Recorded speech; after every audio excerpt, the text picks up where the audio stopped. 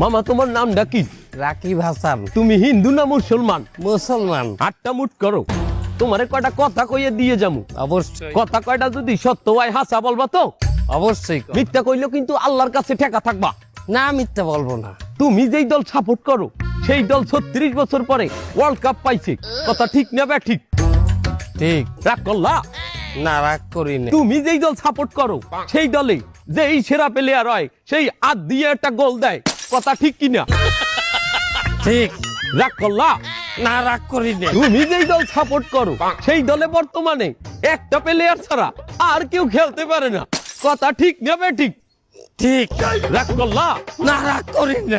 তুমি যেই দল সাপোর্ট করো সেই দলের 3টা বিশ্বকাপ সাপোর্টাররা মনে করে 50টা বিশ্বকাপের সমান, আর ব্রাজিলের 5টা বিশ্বকাপ রে ওরা একটাও ধরে না, কথা ঠিক না বে ঠিক?